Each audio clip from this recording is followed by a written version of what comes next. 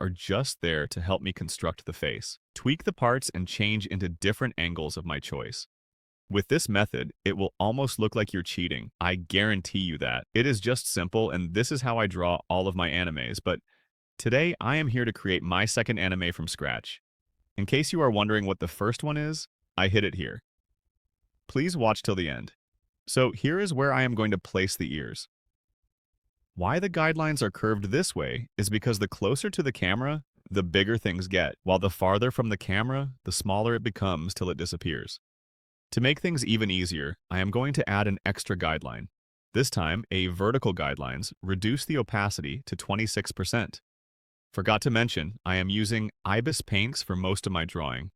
Here, I intentionally left more space on the right side than on the left side because I want my character to be on a 3/4 angle.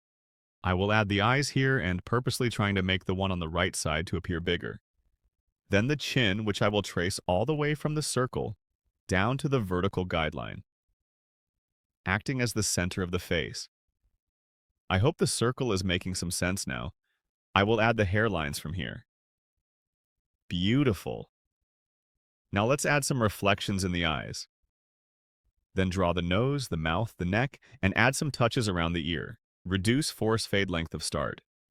And here is the eyebrows. Let's add some eyelashes. The eyelids goes here. This is when I will hide the guidelines to take a good look at my creation. Beautiful. Now let's draw the same character on a different angle. I am not going to waste my time trying to draw a perfect circle. I am going to use my previous circle. This time we are going to draw a high angle perspective. And there's no better way of doing that than using the same guidelines. But this time it's going to be places different. In the previous drawing, I made more space on the section of the face than the section of the hair, because the camera is positioned right on the face, which made it more visible. But this time the hair section is going to take up more space since it's a high angle section. The camera will be seeing more of the hair than the face. You also notice the horizontal guidelines are closer in this angle than in the previous one.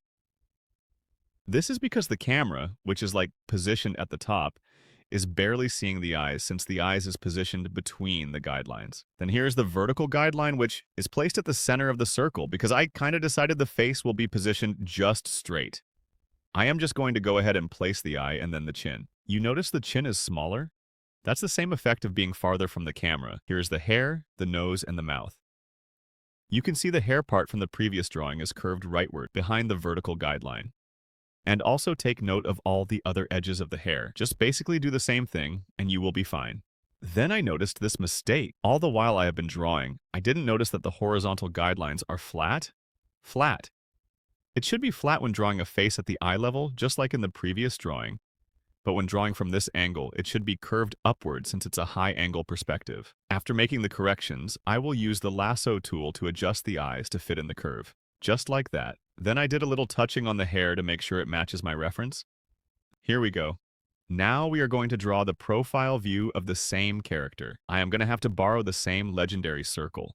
I had to curve the guidelines this way, indicating there is a face in there. I chose to let in less space right here at the right side of the circle, just because from this perspective and this too, you can see that the hair took a lot of space from the side of the face.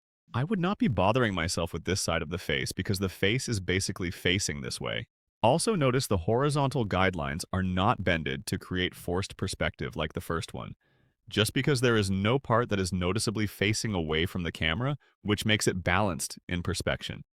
I started with the hairline to have a more distinctive way of connecting other features. The next should be the eyes because I already know where to put it and how it should look like. Let's look at the bridge of the nose. You can see it is flat while the nose is kind of like this. So I'm going to have to do pretty much the same thing. The good thing is that the more features you put in right there, the more you are kind of like more confident in knowing what comes next and strokes you needed to make. Here's the chin and the iris. From the reference, you can see the hair is kind of curved forward towards the face. So doing the same thing. Then the hair itself is like rounded. There you go. I will have to continue pushing things forward. There it is. Then the neck. Boom, we are done. But on a second thought, it looked kind of awkward. So I'm going to do a little adjustments to the eyes and add the eyelashes at the same time. But it is still looking a little awkward. I have to do some adjustments on the hairline, and it looks better, but still a bit off. I noticed the mouth and adjusted it, and boom, we are finally done for real.